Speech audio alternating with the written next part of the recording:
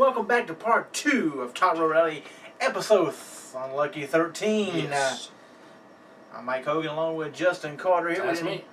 And, we told him we was going to let him know, so we might as well let him know. yeah, we'll let him know. So, we got the privilege, the honor of sitting down with the legendary Dr. Tom Pritchard. Heavenly Body, Body Dinah, the list goes on. The first ever developmental trainer for the WWE. And let me tell you. Continental heavyweight champion. Yes.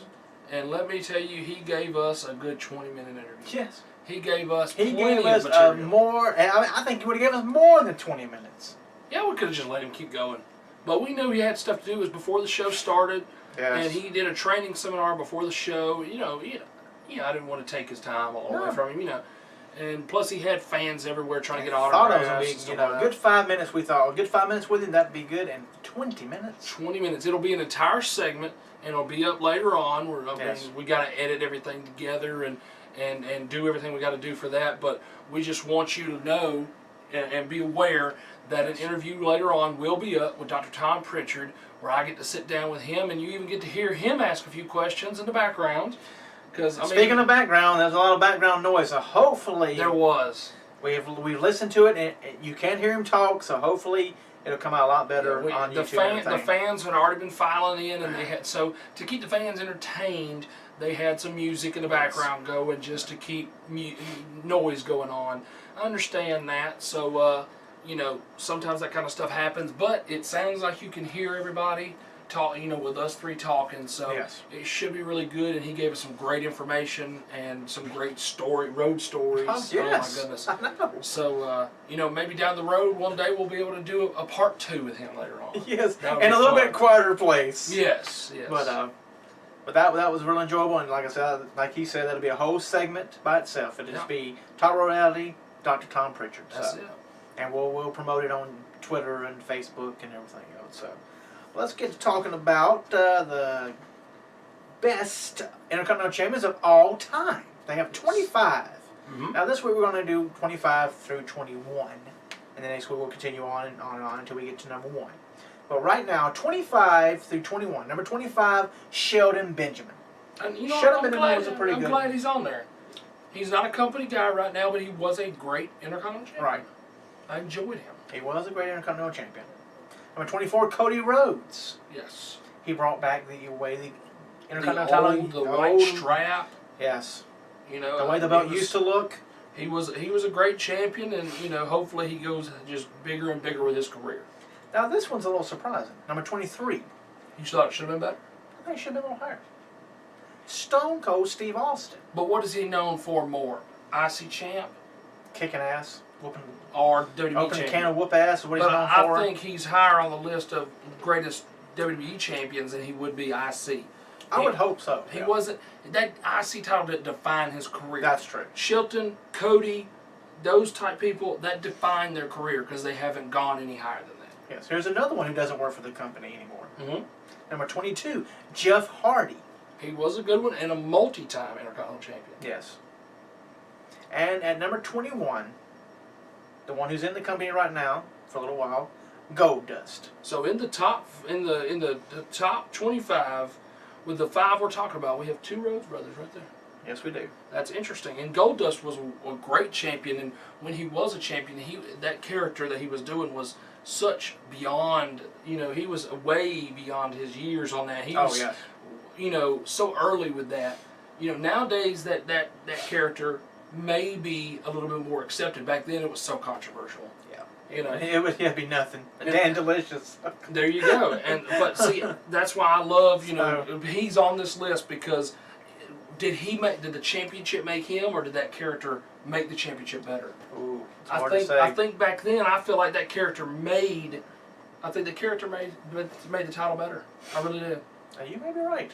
But like you said, we have two Rhodes brothers, 2 people who aren't in the company anymore, and then one who is one of the all-time greats. Yep. And that's just the first 5. Yeah, the first 5 are pretty good. I like it. Still have 20 to go, so. And we'll go over that through the weeks. All right.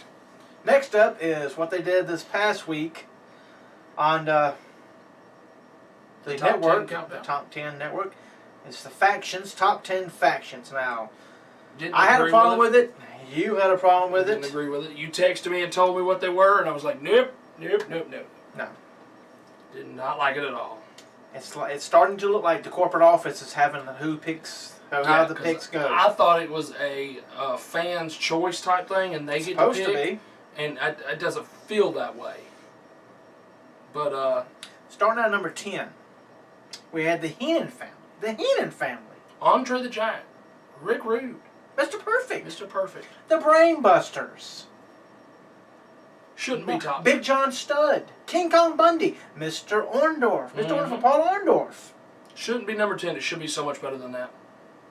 And then number 9, I don't feel is better than Heenan family. No, is a Dangerous Alliance. Dangerous Alliance of Paulie Dangerously, now Paul Heyman, Rick Rude. Rick Rude, Steve Austin. Paul, Arn Anderson. Arn Anderson, Bobby Eaton. Larry Zbyszko. Yeah. But I mean, but some of those names were at the end of their career. Like Bobby Eaton, Larry Zbyszko, they can still go. they could still go, but I just feel like the Heenan family was better. Oh, yes, the Heenan family much better. They should have been between 5 and 1. Yes. Absolutely. Number 8, Nation of Domination. I love the Nation of Domination, and we talked about them before Yes. on our other episode about Right. how they need to, bring a new Nation of Domination back, and that's because they laid a great foundation for that group. Yes. So I do agree with them being in the top 10. I think they're here because The Rock was part of the Nation of Domination. Probably. If The Rock wouldn't have been a part of it, I don't think they would have been on the list. I could see that. Just like Jimmy Hart's Hart Foundation did not make the list. Nope. Very surprising. How many people he had in his camp, in his group. That's true. Okay, we go next to the corporation. Vince McMahon. Of course he's going to be on the list. Right.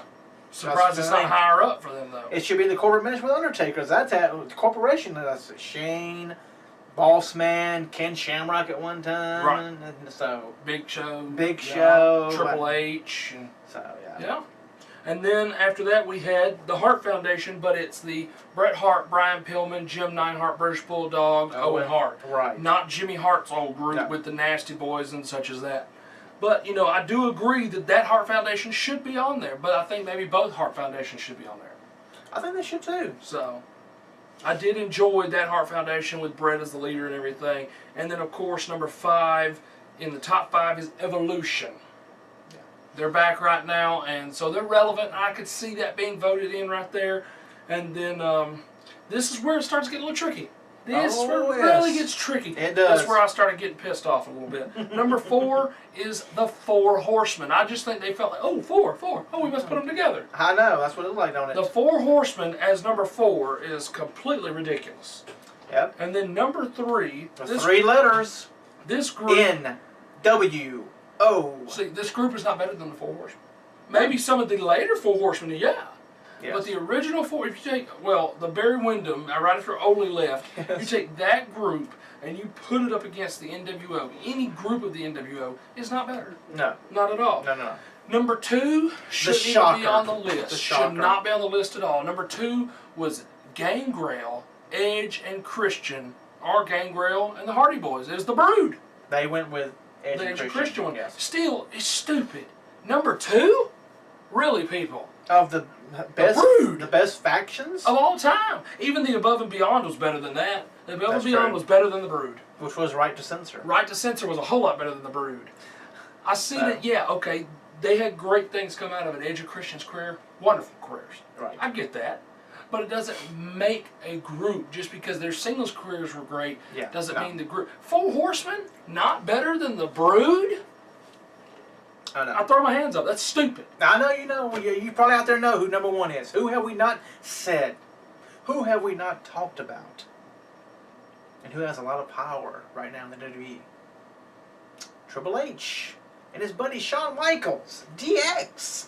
Did they include the X-Pac and Yes, Road they did all Dogg the and yes. all them? Yeah.